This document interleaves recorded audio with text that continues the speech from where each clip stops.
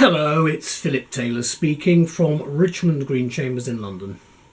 Now today on this late summer's day I'm looking at a book which has just come to us from Globe Law and Business.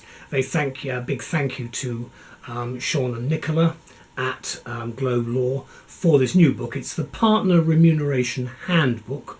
The subtitle is A Guide to Compensation in Law and Other Professional Service Firms, and it's been edited by and written by Michael Roch and Ray de Cruz. Elizabeth and I had a discussion about this handbook, which I think is extremely helpful, and we came up with this title: Eat What You Kill, a thought-provoking and authoritative new handbook offering unique and informed perspectives on partner remuneration. Now, the title, Eat What You Kill, will become a little bit more familiar in a few minutes. Let's have a look at the book first. It's very much the standard style for Globe. There we go, and there's the title. It's on its side, but there it is. There is the spine. It's a hardback, and on the back you can see all of the blurb. Very difficult to read, but it's there. Now on the back, in the back of the book, there is no proper index, but the details, the way they do it, the house style at Globe is to put the details of biographical information about Michael and Ray at the back, so it's there. There isn't an index, but there are a whole series of parts to this book, so let's have a look at the structure of it first of all. There it is, that's the front, and after that you've got the blurb, then you've got the contents section. You can see it's split up into various parts. Part 1, introduction, then reward structures in professional partnership at part 2, part 3, managing partner contribution, and then after that you've got part 4, partner reward governance and decision making, part 5, special issues, part 6, the way ahead. Now 34 chapters in total, nearly 400 pages. There is a preface at the beginning which is always worth reading, give you some ideas of what this book is about, and then after that you've got some acknowledgements, the end of the preface and the acknowledgements.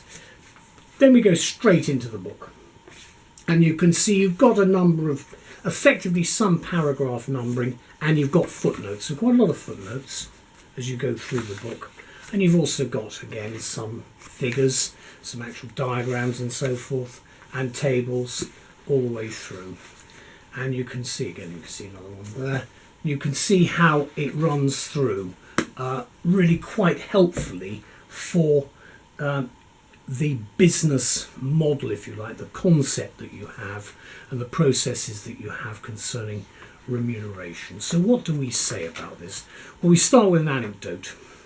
This eminently readable and informative new title from Globe Law reminds us of a brief encounter, you might say, of a colleague of ours who was a senior partner at a large law firm who was accosted at Waterloo Station by an eager young woman with a clipboard.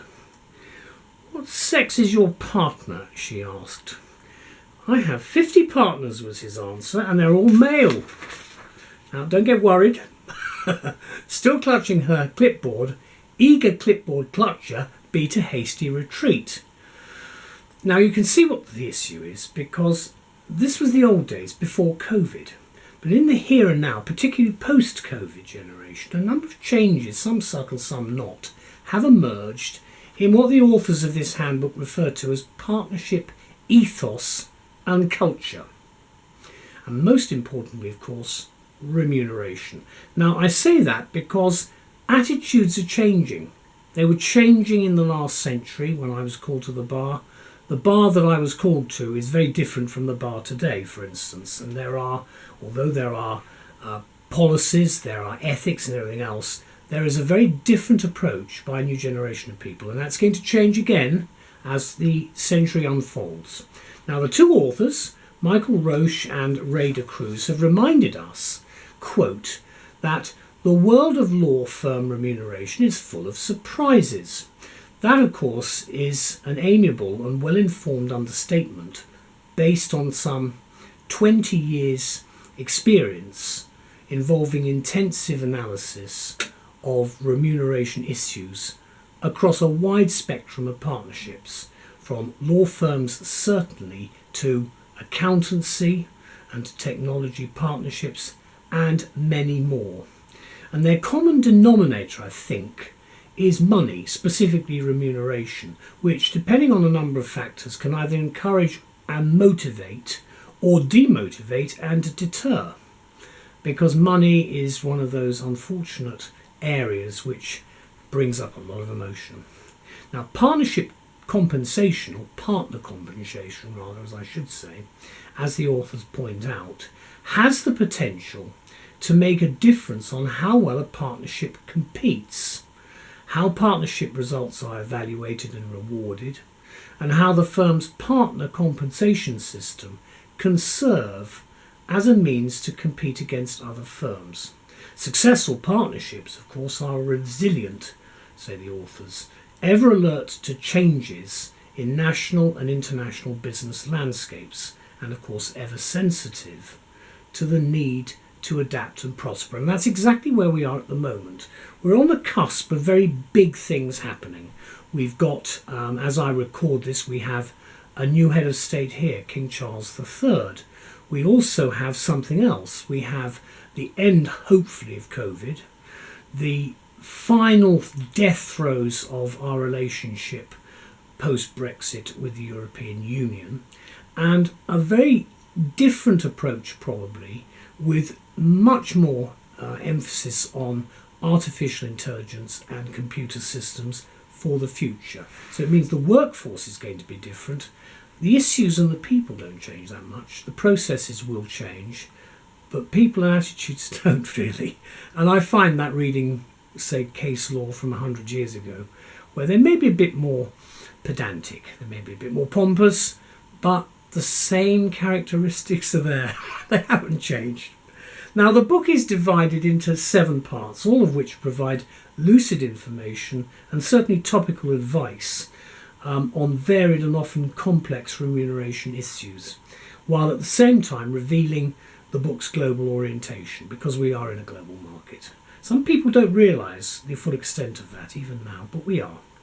With its very useful perspectives in this current post-COVID era, I think this book is very much something you should look at and have in your firm's library. Recognising that each partnership, particularly law firm, is a unique entity in itself, the book, we feel, offers what is fundamentally a pragmatic and flexible approach to the often complex and sometimes delicate issues involved in building workable, practicable and adaptable policies toward partner remuneration. And check out, for example, the pros and cons of 3 basic systems of profit allocation, namely cost sharing, fixed allocation and eat what you kill. Hence the comment right at the beginning, eat what you kill. Now there's a thought. I hope you can digest it if you don't mind the pun. If you are involved either directly or indirectly then with law firm management, I think this brilliant and detailed and actually rather fascinating new handbook should serve you well. The publication date is cited at, I believe, sometime in August 2022, and I'm recording this at the middle of September. There is the book again. You can see the title, and you've got the spine, and you've got the bit at the back. Let me just open it in the middle.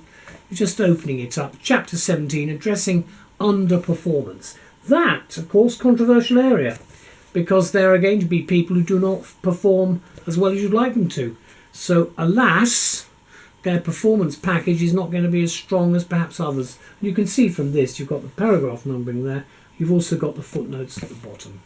Anyway, a big thank you to Globe for producing another excellent book in their splendid series of books for us. They make our lives a lot easier, I think, both in terms of law firm management and the business of running law and dealing with the legal issues in a much more complex world. So thank you for your help, and I hope this book gives a lot of people a lot of assistance with where we're going as we move towards the middle of the 21st century. Thank you to all. Bye-bye.